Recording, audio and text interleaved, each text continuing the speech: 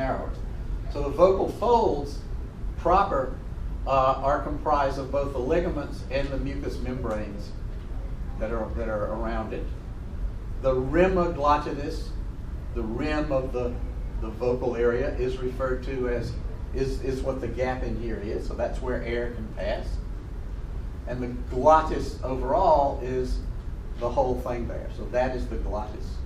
And then the rim is the air, the space where air goes. Okay, now let's look at what this looks like on the inside. And here we are again. Here it is from the back.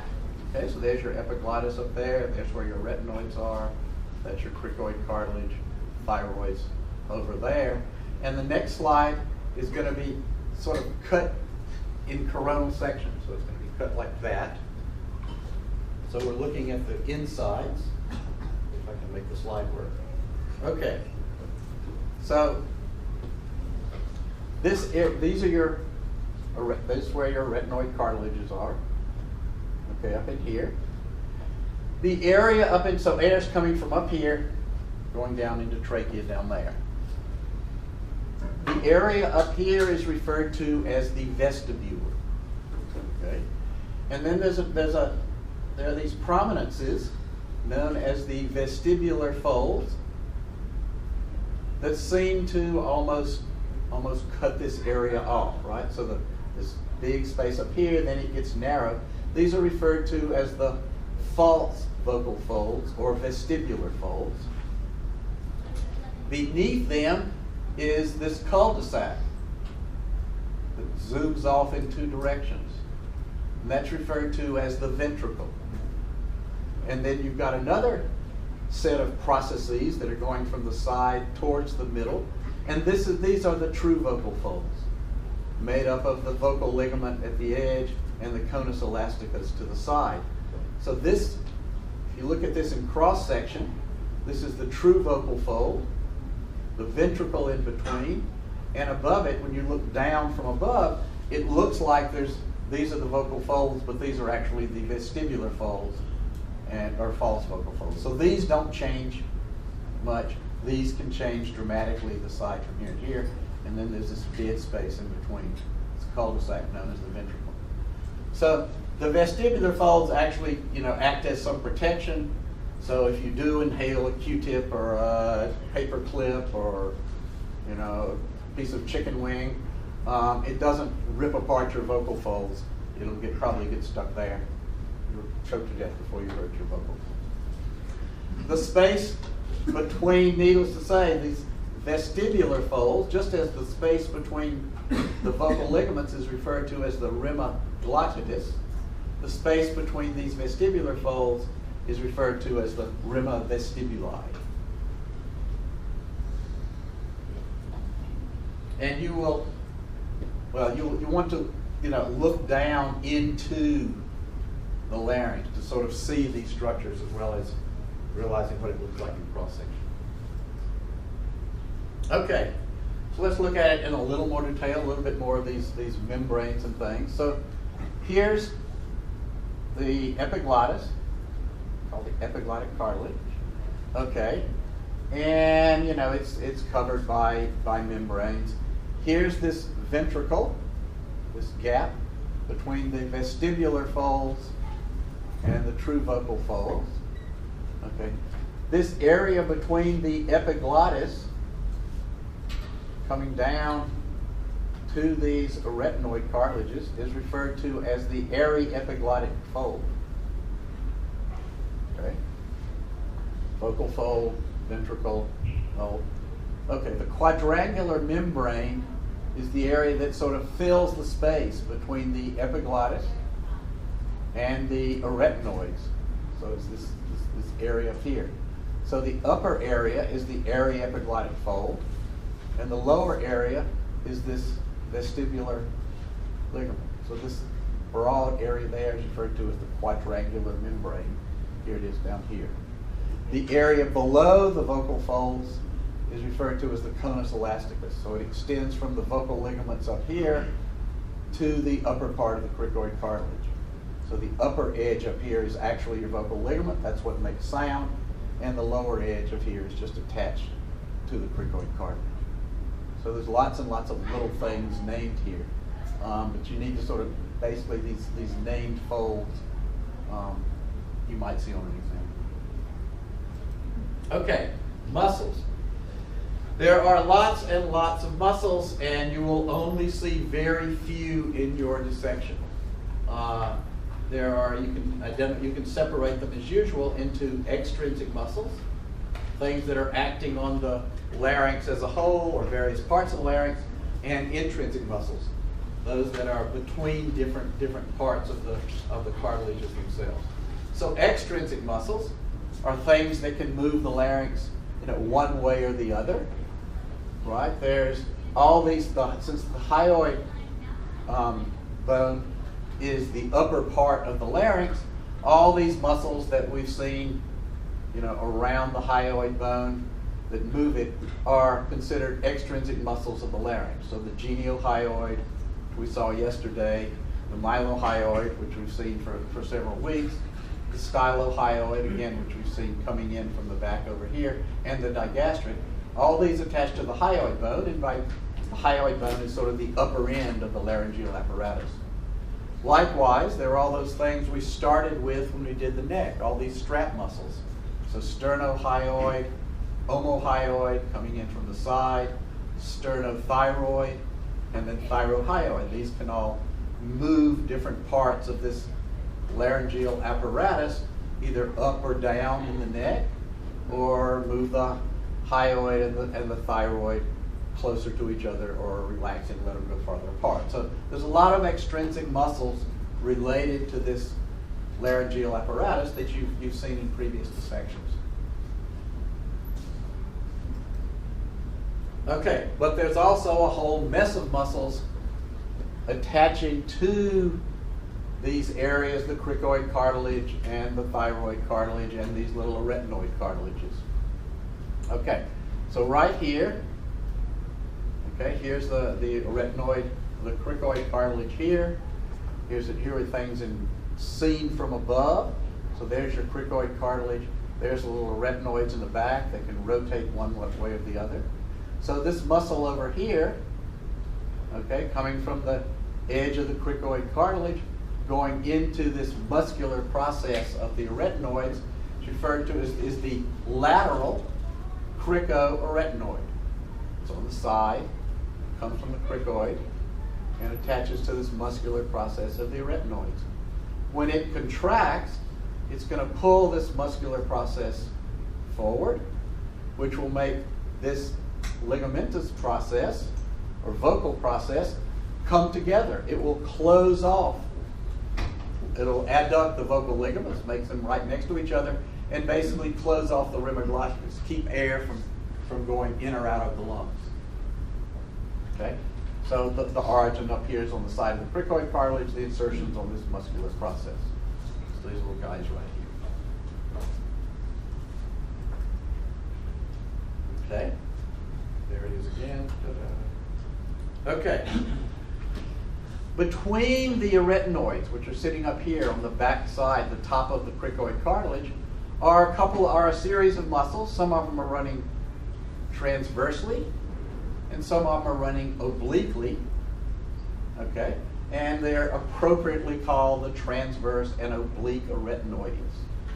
Okay? So they originate on one of the arytenoid cartilages, and they insert on the opposite one. And they can run, like I say, from the top of this one to the bottom of this one, or from the side of this one to the side of that one. And they work with the cricoarytenoid to, again, close the vocal folds. Okay, so they're going to pull these arytenoid cartilages closer to one another, and as they pull these things closer to one another, the vocal folds will come closer. So likewise, they adduct the vocal ligaments and close the opening.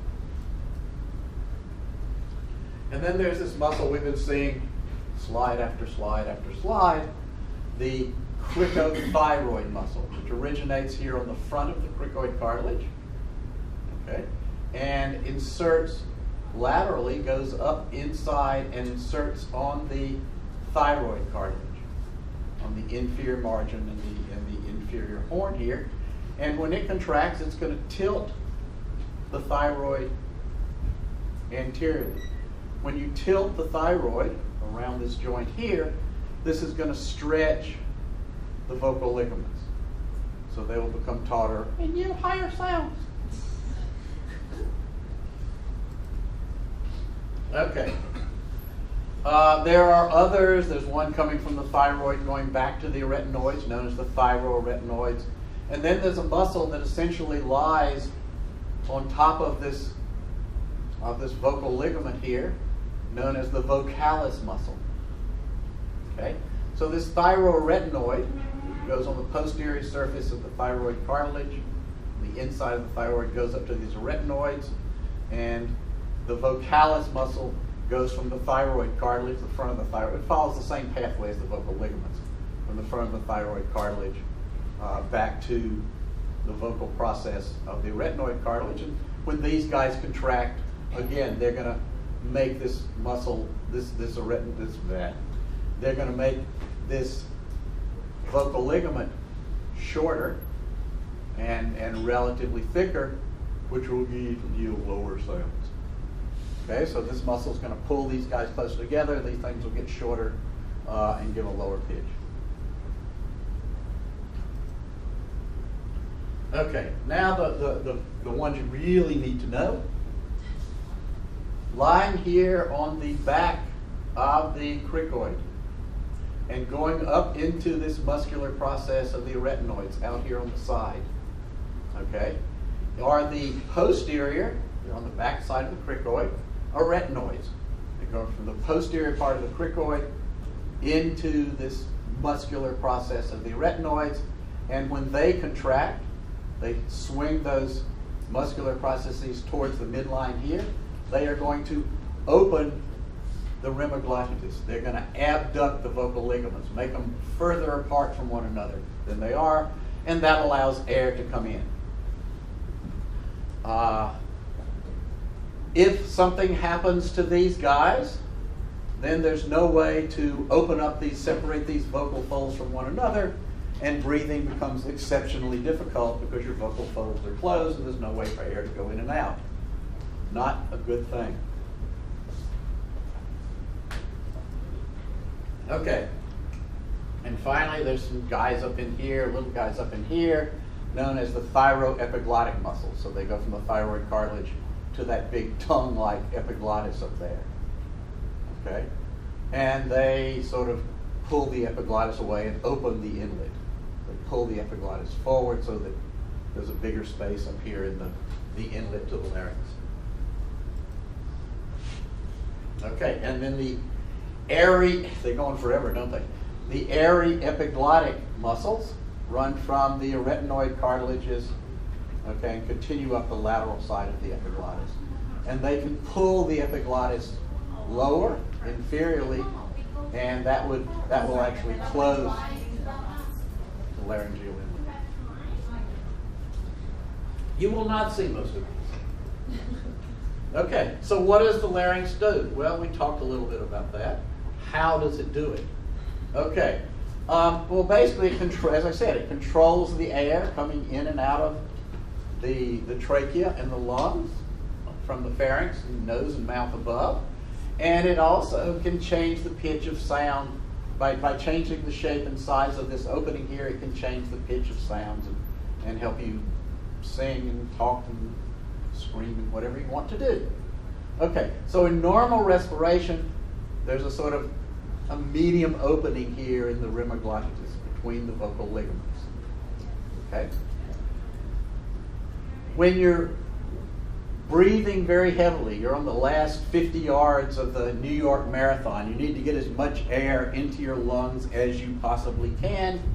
You can open these vocal folds here using your posterior cricoarytenoids so that lots and lots of air comes through the larynx between your nose and mouth and your lungs. When you want to sing or talk or something like that, you sort of open and close this to change the length of these things and the stiffness of these things to change the pitches of the talk or let air come in and go out when you stop between consonants and things like that. And you're able to change the shape and opening of these vocal folds in a 1/100th of a second.